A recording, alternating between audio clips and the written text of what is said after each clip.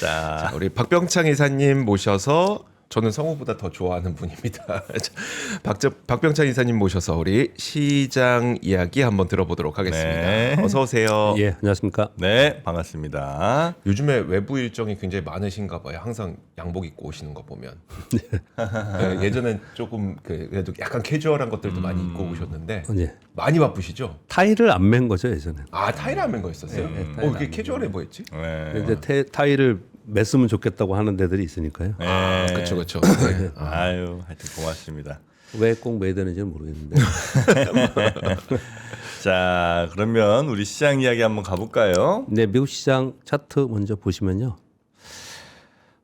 나스닥 기준으로 13일 연속 상승하다가 옆에 이게 오늘 아침 끝난 시장입니다. 옆에 작은 아랫꼬리에 음봉이 발생이 됐습니다. 이 옆에요. 조그맣게. 어떠세요? 그냥 뭐 아무것도 아니죠, 뭐. 잠깐 쉰 것 같은. 예, 그런 모습을 좀 나타내고 있습니다. 근데 이제 이번 상승하면서 계속 말씀드리고 있는 부분은 이번에 이 저점으로부터 급반등하면서 13일 연속 상승하고 그리고 신고 지수를 내면서 올라가고 있는 이 부분은 뭐 성장 모멘텀에 대한 새로운 스토리가 나왔느냐 아니면 뭐 이익 성장 또는 실적 발표를 하면서 빅테크들이 올랐느냐 이런 게 아닌 소위 수급에 의해서 올라온 부분이 상당히 있기 때문에 생각을 한번 우리가 유추해 보자고요. 최초에는 좀 버티다가 그 다음에 금리 인상 가능성이 있다 그러니까 쭉 빠지다가 그리고 전저점 깨고 내려가니까 기계적 매도가 나왔고 위험관리 매도가 나왔고요. 그로부터 쭉 올라가기 시작하면서 최초의 양봉이 되게 크죠. 그럼 이제 빠른 쇼커버가 있었던 거고요. 올라가면 올라갈수록 쇼커버는 어떻겠습니까? 더 빨리 쇼커버를 해야겠죠. 그래? 더 빨리 해야 돼요? 빨리 손실하면 어떻게 안 되잖아요. 네. 그러니까 올라가면 올라갈수록 이제 빠르게 하다가 이제 여기 와서는 어떻겠습니까? 거의 끝났겠죠. 그럼 이제 신규 매수가 있어야겠죠. 새로운 모멘텀을 가지고. 그러니까 신규 모멘텀을 기다리고 있는 상황인 거고 그리고 쇼이 쇼커버에 의한 매수세, 강한 매수세는 어느 정도 마무리가 됐겠죠. 그러니까 수급에 의해서 올라온 부분들이 있기 때문에 이제 그 수급, 강한 수급이 좀 마무리되는 과정 속에서 시장을 좀 쉬어갈 수 있는 부분이 좀 있는 거고요. 여기서 이제 내일이죠. 내일 21일. 오늘이 우리나라 21일이니까 미국 시간은 21일 내일이죠. 네. 내일 이란 휴전 협상 마감일입니다. 그래서 그 안에 빨리 끝내고 싶어 하는 것 같아요. 워딩들을 보면 트럼프 대통령이. 그래서 거기서 뭐 마무리가 잘 되면 위로 칠 수 있는 거겠고 그렇지 않고 또 연장되고 이런 모습이 나타난다면 수급으로 올라온 상황이 있기 때문에 좀 주춤하면서 좀 뭐랄까 되돌림 조정이 좀 있을 수 있는 그런 분위기가 지금 미국의 시장의 분위기다라고 생각하시면 될 것 같습니다. 그래서 지금 어제도 지수를 보면요. 그냥 약보합 정도의 수준이었고요. 장중에 좀 빠지기도 했습니다. 0.58% 하락하기도 했는데 이건 이란과의 물리적 충돌 우려가 계속 있고 2차 협상 안 되는 거 아니냐 이런 얘기들이 좀 있었고요. 그러다가 이란 대표단이 협상 참여 가능성에 대한 보도들이 좀 나왔습니다. 그러면서 오후 들어서 반등을 했고요. 그래서 그냥 아랫꼬리 달린 작은 음봉으로 마감을 했습니다. 유가가 약간 더 올라왔고요. 그렇지만 달러인데서 97.8 원화가 여기환율이 1,470원 내려왔죠. 그리고 국제 수익률 이런 부분들이 전반적으로 좀 움직이지 못하는 그런 상황입니다. 그래서 변동성이 감소됐다는 거고요. 요 밑에 죄송합니다. 요 밑에 요걸 지워야 되는데 못 지웠습니다. 네. 금은 비트코인 요거 소폭 하락이 아니고 다 올랐습니다. 네, 죄송합니다. 네. 네, 전반적으로 최근에 좀 올라온 상황인데 요걸 지금 제가 지워야 되는데 아침에 요걸 못 지웠습니다. 금과 은 비트코인도 최근 들어서는 이 지표들의 안정과 함께 다시 올라온 그런 상황입니다. 전반적으로 시장은 큰 움직임이 없었다고 보시면 될 것 같습니다. 필라델피아 바도지수가 0.45% 올랐는데요. 엔비디아가 약 0.19% 202달러고요. 나머지들은 이제 소폭 하락하는 그런 정도입니다. 샌디스크 0.87% 하락했고요. 마이크론이 1.46% 하락했습니다. AMD도 그렇고 인텔도 그렇고 인텔은 연속해서 급등하는 차트를 보여드렸지 않습니까? 네. 근데 인텔이 그 정도 급등할 만한 지금 상황이 뭔가 좋아졌느냐? 그렇지 않다라는 얘기들이 요즘 또 나오고도 있어요. 그러면서 이제 매물이 좀 나온 것으로 좀 보여지고 있습니다. 최근 들어서 아마존, 메타, 알파벳도 좀 올라왔었는데 어제는 매물이 좀 맞는 그런 모습을 나타내고 있어요. 그러면 알파벳, 메타 뭐 이런 거에 뭐 특별한 뉴스가 있었냐? 그런 게 지금 아니라니까요. 그냥 수급적 요인에 의해서 상당히 영향을 좀 많이 받고 있다고 보시면 될 것 같습니다. 그런 상황 속에서 이제 눈치 보기를 하겠죠.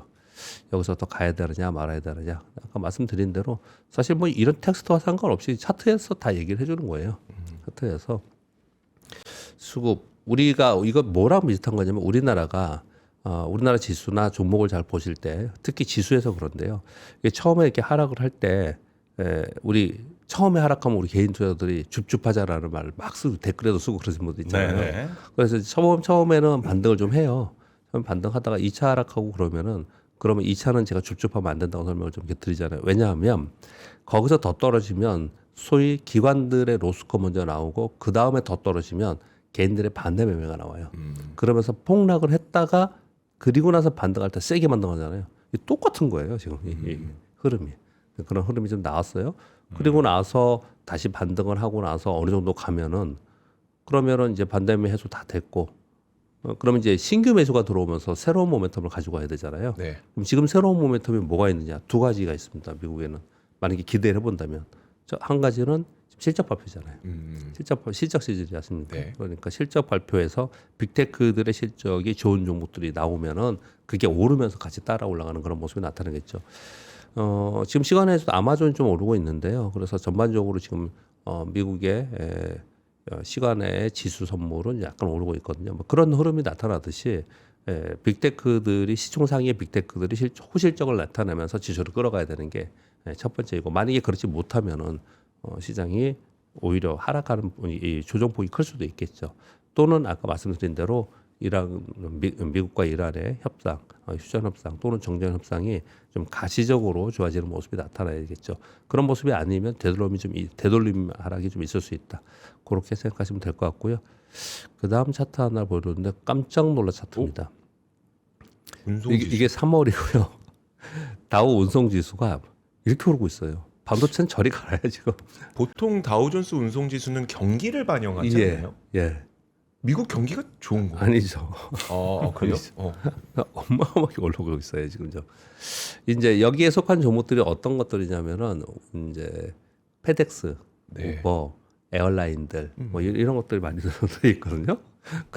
근데 이제 그런 것들이 굉장히 요즘에 보면 이렇게 올라갔다는 얘기는 아마도 이런 거죠. 우리가 생각할 때는 유가가 오르면서 그쪽이 좋지 않다 이런 표현을 좀 많이 하고 있었는데 의외로 그쪽에서는 상당 부분 그런 부분들을 막 가격 전가라든지 아니면 수익성에 큰 영향이 없다 이렇게 좀 해석을 하는 것 같아요. 그래서 다우 운송지수가 이렇게 폭등하는 것도 상당히 또 이례적이에요. 네. 운송지수가 이런 흐름이 좀 나타나고 있다는 것도 되게 특이합니다, 사실. 그래서 이번에 이란 전쟁으로 인해서 섹터별로도 상당 부분 해석들이 많은 그런 상황이 좀 있습니다. 그렇게 말씀드리겠습니다. 어제 우리 시장은 코스피 0.4% 6,219포인트 신고지수에 임박해가지고 좀 주춤하는 모습이에요. 오늘도 좀 주춤하지 않을까라고 생각이 좀 드는데요. 코스닥도 0.41% 상승을 했습니다. 외국인들이 소폭 매도를 했고요. 그 매도 부분은 뭐 삼성전자 매도가 좀 있었고요. 그리고 전반적으로 보면은 어제 되게 특이한 점이 하나 있었는데 아침에 0.36% 상승 시작해서 0.24%까지 약간 하락을 했었거든요. 근데 지수는 하락을 하는데 가만히 보니까 외국인도 매도하고 그리고 외국인들 비차익 매도가 아침에 한 1,600억 정도 있었어요. 그런데 선물은 오르더라고요. 지수는 하락한 선물이 오르면서 선물 왜 그런가 봤더니 기관 매수가 계속 있었어요. 그러면서 선물이 올라가고 기관들의 차익 프로그램 매수가 들어오면서 지수를 받치는 그런 모습을 나타내고 있더라고요. 그러면서 아침에 한 1.4%까지 올라갔었거든요. 근데 이제 나중에 보니까 기관들의 차익 프로그램 매수가 줄어들면서 상승폭을 좀 축소하는 그런 영향을 보여줬습니다. 그래서 어제 우리 시장에서는 프로그램 거래, 즉 선물 거래와 연동한 그런 정도의 움직임이었지 전체적인 방향성 있는 움직임은 없었습니다. 그리고 어제 삼성전자는 마이너스 0.69%인 반면에 SK하이닉스가 3.37% 올랐는데 이거는 두 가지 뉴스가 있었습니다. 소캠2 요거 이제 엔비디아 납품한다라는 뉴스가 굉장히 회자가 많이 됐고요. 또 하나는 내일 모레 SK하이닉스 실적 발표하잖아요. 네. 그러니까 실적 발표 이벤트가 있는 거죠. SK하이닉스는 삼성전자는 그 이후에 제가 생각하기에는 본 실적 발표하면서 다시 좀 올라가지 않을까라는 생각이 들어요. 그러니까 이벤트를 바라보고 SK하이닉스가 상대적으로 강한 모습을 나타내고 있고요. 어제 제일 강한 섹터는 2차 전지였습니다. 2차 전지 섹터에서 삼성 SDI나 네. 뭐 그리고 LG에너솔루션도 따라 올라갔고요. 그래서 2차 전지가 강한 모습을 나타내면서 움직였고요. 2차 전지는 지금 추세를 좀 만들고 있습니다. 그래서 예전에 2차 전지가 안 좋았다라는 분위기에서는 많이 사뭇 달라졌어요. 그래서 2차 전지가 이제 추세적으로 움직인다는 생각을 좀 해야 될 것 같아요. 그러니까 이제 이런 주의점은 좀 있죠. 다른 것들은 신고가를 내면서 추세를 만드는 것들 있잖아요. 이런 것들은 올라갈 때 굉장히 세게 올라가요. 네. 근데 이제 아래에서 추세를 만들면서 올라가는 거는 사람들이 올라가면서 물린 사람들이 많기 때문에 매도도 좀 있는 거고요. 네. 그리고 아래에서 처음에 올라갈 때는 이거 맞아? 이거 진짜 2차 전지 진짜 되는 게 맞아? 이런 의심들이 있는 거거든요. 그래서 그렇게 강하지 못해요. 그래서 아래에서 추세를 만드는 거는 강할 때 추종해서 매수하기 때보다는 그 추세를 확인하면서 추세 매매하는 게 맞는 거고요. 위에서 올라가는 종목은 뜨면 세면 그냥 쫓아가야 되는 거거든요. 네. 그 차이점이 좀 있어요. 그렇고 그리고 반도체 소부장 중에는 또 특이한 점이 어떤 건 막 8%, 10%씩 빠지고 어떤 거는 막 오르고 막 그래요. 어제 주성엔지니어링이 30% 상한가 갔거든요. 그렇게 종목들이 어떤 거는 막 급등하고 어떤 급락하고 뉴스에 의해서 이렇게 움직여요. 네네네. 그래서 제가 어제 우리 스팟 시황에는 그게 너무 반도체 소부장을 하시는 분들은 물론 잘 따라다니면 괜찮은데 그리고 대표 종목이 가는 건 분명히 맞긴 맞아요. 근데 그런 건 맞는데 전반적으로 이 등락폭이 굉장히 심하게 나타나니까 그냥 반도체 소부장은 ETF를 하시는 게 어떤가. 어떤 건 오르고 어떤 건 빠지고 그러니까 자칫 잘못하면은 잘못 걸리면은 내가 빠지는 종목에 걸릴 수도 있잖아요. 네. 그런 생각의 의견을 좀 드렸어요. 그런 흐름이 좀 나타나고 있고요. 어제 삼성 SDI가 4.87%, LIG 디펜스, N 에어로스페이스, 네. LIG 넥스원 네. 맞죠? 여기 어제 5% 올랐는데요. 이게 지금 90몇만 원 정도까지 와 있거든요. 그래서 100만 원을 향해서 가고 있는 상황이에요. 이것도 간단히 팁을 좀 드리면요. 못 갈 애들은 못 가지만 예를 들어서 우리나라 지수가 신고지수 근처까지 왔죠. 그러면은 못 갈 애들은 그 근처도 못 와요. 근처에 왔다는 얘기는 돌파한다라고 보면서 가는 거거든요. 근데 이 종목도 지금 뭐 보통 100만 원이라는 이걸 라운드 피겨 숫자라 그러거든요. 굉장히 중요하거든요. 그러니까 10,000원, 20,000원, 30,000원, 10,000원 이런 게 중요한 거거든요. 근데 100만 원 근처에서 걸어야 되는 거 보니까 야 이거 100만 원 조정을 보이더라도 100만 원을 돌파 시도를 하려고 하는 거구나 이런 생각이 좀 들고요. 어제 RFHIC도 8% 올랐고 보로노이도 11% 오르고 보로노이는 지금 미국 아마케 이런 내용과 함께 올랐어요. 어제 보시면 그리고 보안주 양자 컴퓨팅 주 핀테크주의 테마주들이 어저께 아주 급등했어요. 상한가 종목이 굉장히 많이 발생했거든요. 이 밑에 있는 어제 시총 상위 종목의 상승폭이 컸던 종목하고 그리고 어제 보안주 양자 컴퓨팅 핀테크 이런 종목에서 막 상한가 종목이 발생했다는 거는 시장이 어떤 상태였을까요? 주도주가 좀 쉬어가는. 네, 시장에 주도주가 올라가면서 시장이 올라갈 때 이러지 않아요. 이 밑에 보시면 얘들도 섹터가 다 다르잖아요. 네. 그러니까 개별적으로 시총 상위 종목은 올랐다는 거고요. 그리고 지수는 주도주가 올라가지 못하는 사이에 주춤하고 있으면 아주 강한 테마가 형성이 돼요. 상승 후에.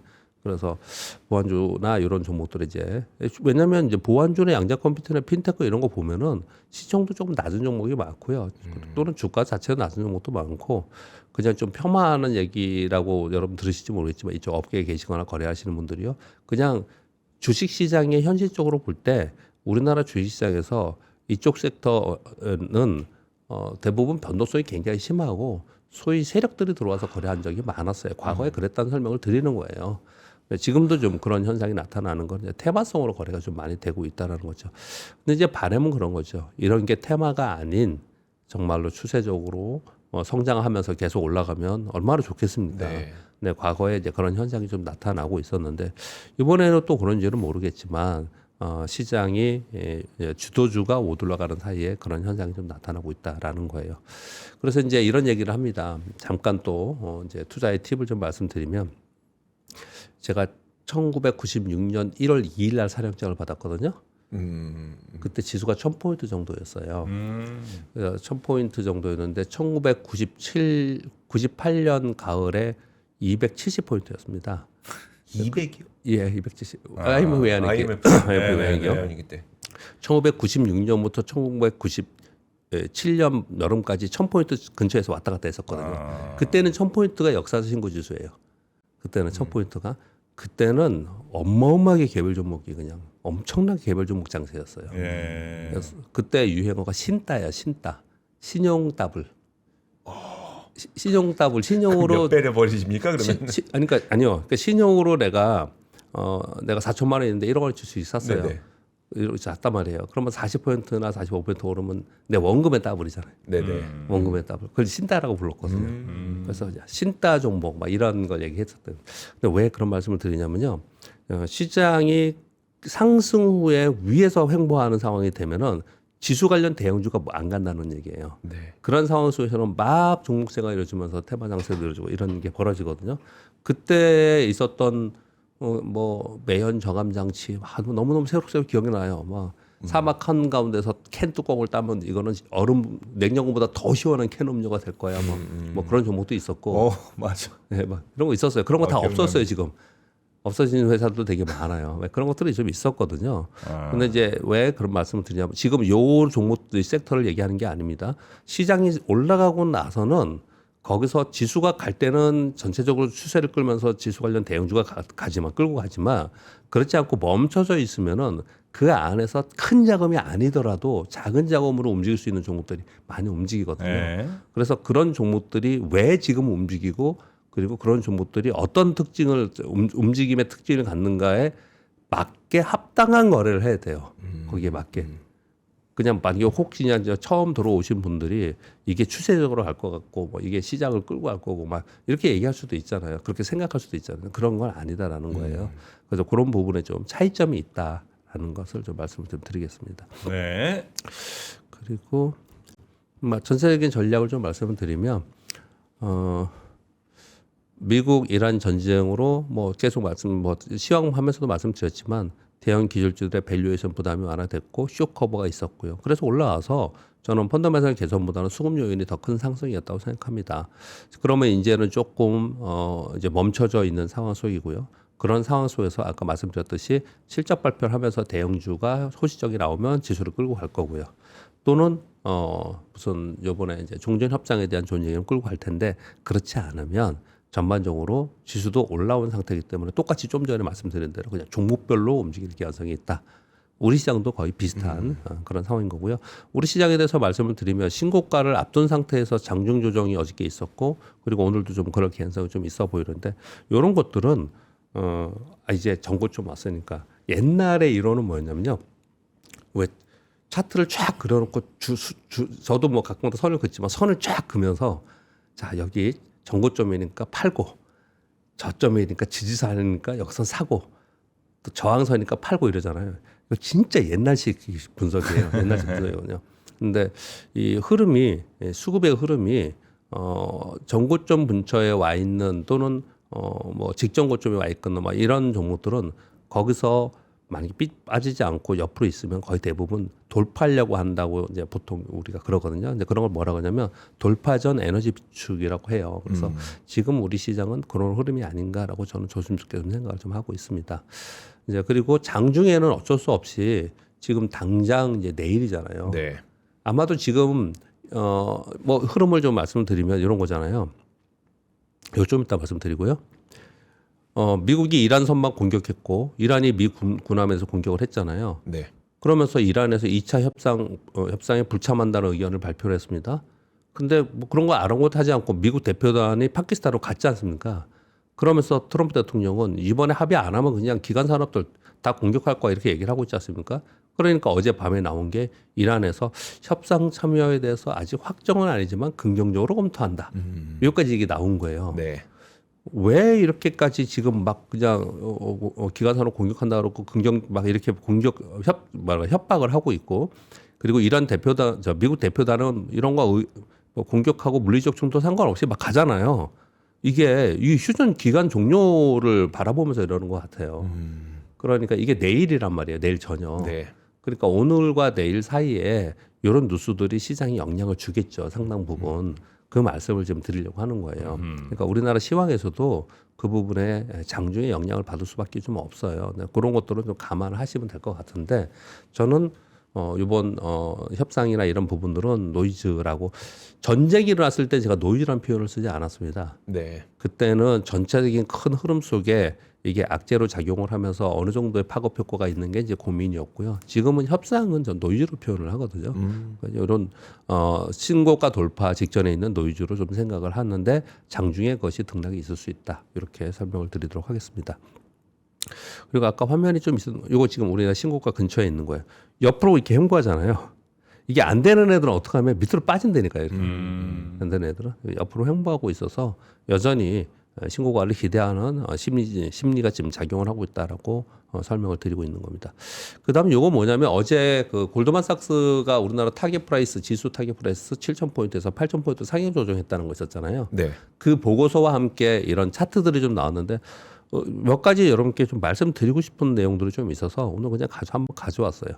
이 내용은 뭐냐면 이번에 타겟 프라이스를 8,000포인트로 했다는 거고요. 우리나라의 EPS의 증가를 얘기하는데 어마어마합니다. 2027년, 26년, 25년인데 여기 25년에서 26년은 이렇게 올라가는 거예요. 그리고 27년이 요만큼 한다. 요거 좀 이따 수치로 있습니다. 요런 모양인 거고요. 요거 여러분 다운로드 받으시기 때문에 일부러 제가 오늘 가져왔어요. 다운로드 받으시고 한번 보시라고요. 그 다음에 화면은 뭐냐면요. 이건 뭐냐면 이 MXAPGA는 뭐냐면 아시아 퍼시픽 지수인데요. MSCI에 일본을 제외한 항상 일본을 제외한 맨 J가 뭐냐면 재팬이에요. 일본을 제외한 아시아 퍼시픽 지수인데 우리나라만 그런 게 아니고요. 전반적으로 아시아 퍼시픽이 계속 이렇게 EPS 증가율이 요번에 크다는 거예요. 우리가 훨씬 크지만 그래서 전반적으로 타겟 프라이스를 다 올라가고 있는 상황이에요. 이런 건 어떤 의미가 있냐면 이런 것들이 미국의 월가에서 많이 퍼지는 상황이 좀 된다면 글로벌 펀드들이 아시아 퍼시픽의 자금이 비중을 좀 실을 수 있겠죠. 네. 그러면 우리한테도 그게 온기가 있는 거거든요. 그래서 그런 표현을 좀 드리기 위해서 요걸 가져왔고요. 그 다음 거는 뭐냐면 아까 왜 맨 위에 있는 우리 EPS 증가율이나 이런 것들 있잖아요. 요걸 가지고 이제 설명을 좀 하는 거예요. 골드만삭스가 전에는 어제 제가 텍스트로 말씀을 드렸지만 올해 예상이 130% 증가할 거로 생각했는데 이번에는 220%로 올려 잡았다라는 거예요. 컨센서스는 214% 코리아예요.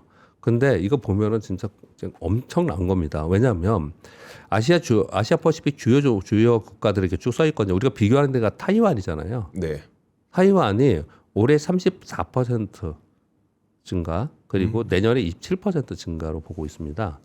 근데 이제 이 대만은 어떤 특징을 좀 갖고 있냐면 보시면 22%, 34%, 24% 약간 좀 고르게 20에서 30% 성장을 작년도 그랬고 올해도 그렇고 내년도 그렇게 좀 보고 있는 그런 특징을 좀 보이고 있고요. 우리나라는 올해 여기 보시면 2026년도에 저 위에 호주서부터 쭉 보면은 62, 16, 18, 3, 인도네시아 3%, 말레이시아 8%, 필리핀 2%, 5% 이런데 우리 이게 뭐 비교가 안 되는 숫자예요. 네. 220%. 그러니까 우리는 가파르게 올라도 되는 나라이긴 해요. 이걸 보면. 그런데 내년을 보면은요. 내년은 대만이나 다른 데보다 우리 성장하지만 내년 거는 상당 부분 낮아져 있어요. 네. 내년도에는. 이런 부분들을 좀 감안을 좀 하는 거라고 생각이 듭니다. 그래서 이게 올해가 정말 독특하게 굉장히 특이하게 이렇게 많이 증가하는 거기 때문에 우리가 보통 12개월 포워드로 보잖아요. 네. 12개월 포워드로 보면 이게 많은 걸 저는 의미한다고 생각합니다. 뭐냐면은 만약에 이런 수치가 틀리지만 또 바꾸겠지만 이런 전체적인 흐름이 맞다면 그러면 올 상반기에 우리 적극적으로 투자를 해서 우리 자산을 부를 증가시키기 위해서 노력을 많이 해야 되는 건 맞는데 올해 말로 가면 갈수록 그럼 이제 내년을 반영할 거 아니에요. 네. 내년을 반영하는 입장에서 보면은 여기 보시면 중국 14%고 뭐 이런 데들 인도도 13% 그런데 우리 15%잖아요. 올해 8%에서 인도는 13%로 가는데 우리 220에 15% 가는 거잖아요. 이렇게 반영할 수도 있다는 네. 것도 염두를 좀 하실 필요가 있을 것 같아요. 근데 아무튼 그거는 그냥 좀 염려해서 말씀을 드리는 거고 좀 비교가 안 되잖아요. 음. 전체적인 컨센서스 자체도 비교가 안 되게 우리나라가 지금 성장하고 있는 거거든요. 근데 그걸 지금 반영하고 있다라고 보시면 될 것 같고요. 그리고 그 다음 게 더 중요해요. 요것 때문에 사실은 이거 하나를 보여드리려고 그랬는데, 보여드린 김에 다른 것도 같이 설명하자 이렇게 말씀을 드리려고 그랬는데, 이 표가 뭐냐면요. 그러면 어떤 섹터가 실제로 이익이 그렇게 증가해서 EPS를 증가시키느냐, 요거거든요. 이 골드만삭스의 자료예요. 여기 보시면 올드테크, 이 반도체예요, 반도체. 아, 반도체를 올드테크라 그래요? 예전에 테크, 예, 올드테크. 예, 자기네들이 그렇게 하는 아, 거죠. 네네. 자, 제일 증가율이 높은 데잖아요. 올드테크, 그다음에 에너지, 인더스트리, 그리고 요거는 이제 아까 말씀드린 건 지수고요. 머티리얼즈, 뱅크 이렇게 있거든요. 그걸 보면은 여전히 이쪽 기술주하고 산업재가 좋다. 그래서 어제 왜 그 보여드리면서 8천을 얘기하면서 반도체가 굉장히 끌고 가지만 반도체를 제외하더라도 산업재 전반에 좋다. 이런 표현을 좀 하고 있는 거거든요. 근데 왜 뭐 때문에 제가 이걸 가져왔을 것 같습니까? 이 밑에 이것 때문에 그런 거예요. 얘는 마이너스예요. 얘는 마이너스에 있어요. 어떤 게 있느냐? 여기 보면 마이너스부터 말씀을 좀 드리면 이게 스테이플입니다. 컨슈머. 내구재. 그러니까 필수 소비재. 아, 필수 소비재. 네. 필수 소비재. 네. 이건 통신, 유틸리티, 부동산. 맨 끝에는 뭘 것 같습니까? 이게 내구재인가요? 그 자유 소비재? 재량 소비재. 재량 소비재? 재량 소비재. 이렇게 얘기를 하고 있어요. 그 지금 실제 주가의 움직임을 보면 그런 모양이 나타나고 있거든요. 근데 이거는 골드만삭스가 틀릴 수도 있겠죠라고 생각하실지 모르겠지만 전반적인 글로벌 IB들의 인식이 여기만 이러지 않을 거예요. 다른 데도 아마 다 비슷하게 생각을 하고 있을 거예요. 그러면 이쪽 섹터에 있는 종목들은 만약에 반등을 한다 하더라도 제한적이겠죠. 그리고 신고가를 못 낼 가능성이 되게 높아요. 그러니까 만약에 어떤 종목이 막 올라간다 하더라도 이쪽 섹터에 있는 종목이 올라갈 수 있잖아요. 그런 종목이 올라간다 하더라도 그런 종목이 성장을 바탕으로 해서 이쪽 AI 쪽이나 이쪽 테크하고 연관되어 있거나 뭐 이렇게 되어 있는 종목들을 제외하고 대부분의 종목들은 올라오더라도 제한적인 상승이 있을 수 있다라는 거거든요. 이게 굉장히 중요한 거예요. 네네. 물론 주가가 어떻게 될지는 모르겠습니다. 그냥 이런 걸 가지고 설명을 드릴 때 만약에 이쪽에 그러니까 이익 성장이 크지 않은 쪽에 주가가 올라가고 있는데 얘도 요번에 시장이 좋으니까 신고가 신고지수 나고 올 상반기 좋다고 하니까 얘 들고서 있으면 올라가겠지? 아니에요. 남들 다 올라가는데 자기 혼자 거기 있을 수도 있단 말이에요. 그러니까 그런 점을 좀 주의할 필요가 있을 것 같아요. 그래서 네. 참고로 좀 말씀을 드립니다. 골드만삭스의 자료이긴 하지만 골드만삭스가 우리 맨날 알듯이 잘 맞추는 그런 데가 아니다 하더라도 전반적으로 제가 볼 때는 다른 IB들도 이런 자료들을 내놓을 때는 비슷하게 반대로 내놓지는 않아요. 그 수치가 다를 뿐이지 비슷한 아마 인식을 좀 가지고 있을 것 같다라는 생각이 듭니다. 그래서 이걸 잠깐 말씀을 좀 드렸습니다. 재량 소비재가 임의 소비재랑 임의 소비재, 예. 같은 거죠? 예, 임의 소비재. 필수 소비재가 네, 아니고 내가 예. 돈 좀 있을 때 사는 거. 네. 예, 예, 맞습니다. 네. 그리고 뉴스에서 1번 뉴스 전해드렸고요. 뭐 그냥 개별 종목들 뉴스가 좀 몇 가지가 있어서 오늘 좀 가져왔는데요. 삼성전자가 이건 이제 LPDDR5 얘기하지만 보통 우리가 그냥 단순히 구분할 때 DDR5, DDR5로 그냥 구분해도 될 것 같습니다. LPDDR5 또는 HBM으로 전환하면서 사실상 DDR4는 철수하는 방향으로 검토를 하고 있다. 이런 얘기들이 좀 있어요. 어저께도 비슷한 말씀을 좀 드렸습니다. 그래서 소위 그 소비자향 반도체 쪽은 희생이라는 표현을 좀 쓰고 있지 않습니까? 그래서 좀 좋지 않은 상황이 있다. 이렇게 말씀을 드리겠고요. 그리고 3분 뉴스는 디지타임스의 뉴스였는데요. 삼성전자가 구조적 수입 불균형 해소를 위해서 희망퇴직 프로그램 가동을 한다라는 얘기를 좀 하고 있습니다. 반도체 부분은 엄청 수익이 나고 다른 쪽의 가전이나 이런 다른 디바이스 부분은 수익성이 좀 좋지 않아서 이 불균형을 맞추기 위해서 이런 걸 한다라고 얘기를 하고 있고요. 그리고 향후 우리 지금 정부에서는 정년 연장 법제화 지금 준비하고 있잖아요. 이런 부분들이 굉장히 많은 사람들이 얘기해요. 제 나이 또래 사람들은 되게 얘기 많이 합니다. 이거 정년 연장되니까 더 있어. 이런 얘기도 하는 사람들도 있고요. 근데 그런 것의 선제적 관리라고 하는데 이 두 가지, 이 말고도 뉴스가 여러 가지가 있는데 이렇게 전체적으로 엮어서 보면 삼성전자는 약간 지금도 굉장히 공격적으로 사업을 해 나가지만 이후를 준비하는 것들을 좀 많이 하는 그런 뉘앙스를 삼성전자 좀 가지고 있어요. 약간 보수적으로. 만약에 굳이 얘기한다면 SK 하이닉스보다는 약간 보수적인 그런 뉴스들이 훨씬 더 많이 나오고 있는 그런 상황인 거고요. 그리고 SK 하이닉스 어저께 이게 영향을 상당히 줬을 거라 생각합니다. 소캠2 메모리 모듈 양산 돌입이라고 뉴스가 나와 있는데 회사에서 보도자료를 어저께 냈어요, 그냥.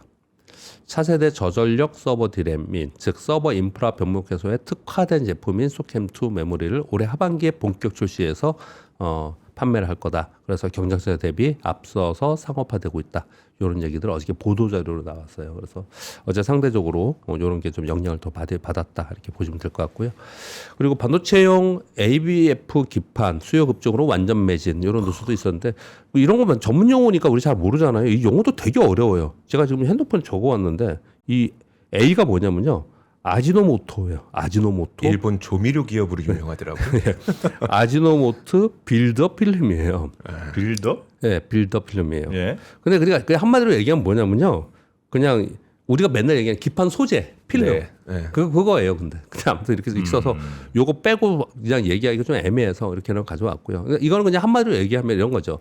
소위 AI용 GPU, CPU, 에이지 수요 급증으로 인해서 대형과 고층의 이 기판 수요가 폭발적으로 증가해서 여기에 관련된 이 소재 그리고 필름이 들어간 기판이 완판이 되고 있다는 거예요 지금. 그래서 이쪽에도 지금 향후 3년간 고사양 기판의 수급 불균형이 심화되지 않겠냐라고 얘기하는데 이쪽의 섹터들이 그래서 굉장히 좋습니다. 지금 이 기판 섹터가 엄청 좋거든요. 그리고 여기에 관련된 종목들 우리나라에 꽤 있고 소부장도 있어요.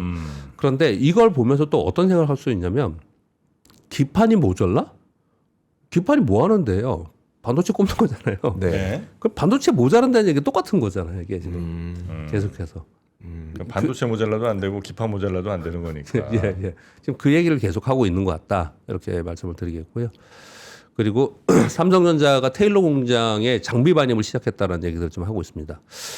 테슬라 칩 양산 준비를 하기 위해서 장비가 들어가고 통상 장비가 들어간다는 얘기는 이제 양산을 하기 위한 전 단계에서 그렇게 한다고 하거든요. 근데 이제 장비 들어가고 나서 이제 공정 안정화나 수율 확보를 좀 해야겠죠. 그런 얘기를 좀 하고 있고요. 그리고 애플 이 뉴스는 나중에 좀 큰 뉴스가 될 것 같은데 애플이 9월 1일부터 CEO가 교체된다고 하죠. 애플 네. CEO 교체된다고 합니다. 그래서 그 지금 팀 쿡은 회장으로 가고요.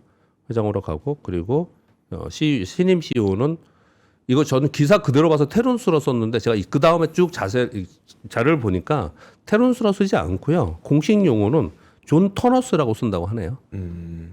터너스를 읽어서 어떤 국가에서는 테르누스라고 읽나 보죠. 네. 기사에 제가 쓴 게 아니고 기사의 얘기예요. 근데 지금 공식 용어는 터너스라고 읽는 것 같습니다. 존 네. 터너스. 존 터너스가 9월 1일부터 새로운 CEO가 되고 팀 쿡은 회장직으로 뒤로 약간 물러서는 거거든요. 이거 되게 중요한 뉴스예요. 근데 왜냐하면 이 여태까지의 이 애플은 예쁘고 네. 제품에 집중되어 있다면 이분은 하드웨어 기술자이라고 합니다. 그래서 AI의 기능을 얼마나 더 놓고 이런 것들을 좀 해야 되는가에 또 아마 이번에 바뀌는 게 아니냐 이런 얘기들을 좀 하고 있습니다. 그래서 그렇게 얘기를 하고 있습니다. 그래서 팀쿡이 드디어 물러나는군요. 네, 그런 얘기들이 나오면서 애플이 어떻게 바뀔까에 대한 관심이 많은 거예요 시장에서는. 네, 그래서 이게 아마 후속문서로 많이 나오겠죠. 네. 그렇게 보시면 될 것 같습니다. 그리고 삼성 SDI가 벤츠에 배터리 공급한다는 뉴스가 있었죠. 이것 때문에 삼성 SDI가 오르면서 2차 전지의 전반적으로 좀 좋은 호재성으로 지금 반영을 좀 했긴 했는데 내용을 보면 아주 예전 같았으면 이런 거 막 20%씩 뜨고 그랬을 것 같아요. 대형주라 하더라도요. 근데 그렇게까지는 안 뜨는 이유가 첫 번째 구체적 계약 내용은 비공개예요. 그리고 이제 시장의 전망은 공급은 2, 3년 후에 시작을 하고 한 10조 원에서 뭐 수조 원 이상 될 거다. 이렇게 지금 얘기를 하고 있거든요. 근데 규모는 굉장히 크지만 이렇게 공급 계약 체결을 하고 미래 하겠다는 거예요. 미래. 주식시장은 그런 특징이 좀 있거든요. 자, 이거 얘기하니까 갑자기 생각나는 것도 얘기를 하겠습니다. 제가 어떤 생각나는 걸 얘기할 때 이 기업이나 이거하고 연결한 건 아니에요. 아까도 보안조 이런 거 얘기할 때 개별 종목이 이렇게 움직인다는 것도 너무 거기에 제가 폄하하는 게 아니에요. 네. 어떤 거냐면 이 공급 계약을 보실 때 있잖아요. 어떤 기업들이 좀 안 좋은 데들이냐면 얘네 말고요. 그래서 그 기업이 시총이 3천억뿐이 안 돼. 그런데 공급 계약이 5천억이야. 상한가가 되는 거 아니에요? 네. 근데 안에 들어가 봤더니 내용이 30년 계약이야. 있어요. 그런 데는 되게 우리 중소형사에 되게 많아요. 30년 계약이에요. 그리고 30년 계약을 해놨는데 30년 계약이라는 거죠. 가다가 뭔 일일지 몰라요. 그렇게 계약 규모만 탁 이렇게 띄워져 있는데 이렇게 많거든요. 근데 그래서 그 안에 그 계약 규모하고 그리고 특히 그 제약 바이오 쪽에서는 처음에 마일스톤에서 처음에 받는 금액 뭐라죠? 처음에 계약금이라고 그러나 그냥? 네. 처음에 선수금. 선수금. 네. 그게 얼마냐가 되게 중요한 거죠. 왜냐하면 예전부터 여러분 다 아실 거예요. 혹시 모르시는 분들 때문에 말씀을 드리는 거예요. 저 빅파마들은 그리고 중국의 대형 기업들은 우리나라에 500억 주는 거 좀 얘기를 해볼게요. 심하게 얘기하면 껌값이라 그래요. 그냥 주고 해보고 아니면 말아 그냥. 그러거든요.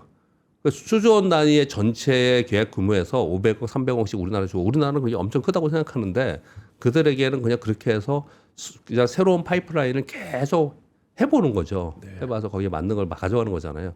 그런데 만약에 처음에 선수금이 뭐 2천억, 3천억이야. 이건 완전히 다른 얘기가 되잖아요.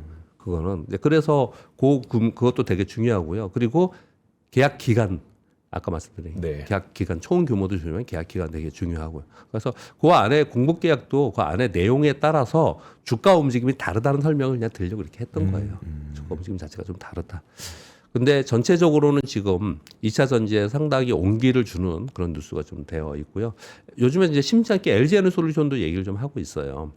그런 내용들이 좀 나와서 지금 보시면 LG에너솔루션이 상대적으로 요즘 못 올랐어요. 못 올랐는데 삼성 SDI나 LLF나 몇 개 종목들은 여러분 차트를 보시면 이미 바닥 다 찍었어요. 그래서 저 밑에서부터 추세적으로 움직이고 있는 상황이거든요. 그래서 예전과는 좀 달라졌다. 그렇게 이해하시면 될 것 같습니다. 한국과학기술기획평가원 우리나라입니다. 미래 AI 반도체 지형에 영향을 미칠 5개의 전환점이라는 보고서가 나왔습니다. 보고서 나왔는데 그 5개가 요거인데요. 요걸 표로 갖고 왔어요. 그냥 표로 가져왔어요. 그러면 요거 보면은 앞으로는 또 무슨 얘기를 할지 시장에서 그런 걸 좀 감안할 수 있겠죠. 오늘 당장이 아니더라도 우리는 항상 오늘 당장 주식 시장을 끝낼 게 아니니까 그 다음을 생각을 해보는 거잖아요. 새로운 AI 모델이 등장할 가능성이 있다라는 거예요. 지금 LLM 우리가 쓰고 있는 거 말고 새로운 모델이 등장할 가능성이 있다. 그 두 번째는 AI 인프라 시장이 분화될 가능성, 다각화될 가능성이 있다라고 얘기를 하는 거예요.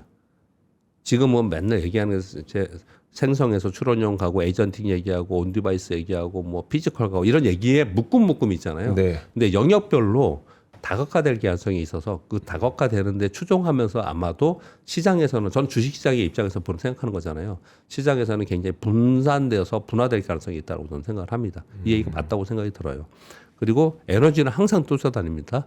저전력, 효율, 에너지 기술이 중요성이 된다라는 거 하고 그리고 국가 안보와 관련돼서는 동맹이나 권역 중심으로 AI가 생태계 재편될 것 같다라고 얘기를 하고 있고 또 하나는 뉴로모픽이나 양자 컴퓨팅 등의 기술로 인해서 기존 하드웨어 한계에 극복한 신기술이 등장할 가능성이 있어서 게임 체인저가 될 수 있다. 이런 부분들을 좀 생각하면서 어떤 기술이나 어떤 뉴스가 나올 때 이미 내가 이 사전 지식이 있으면 이해도가 되잖아요. 그래서 이런 뉴스를 하나 가져왔고요.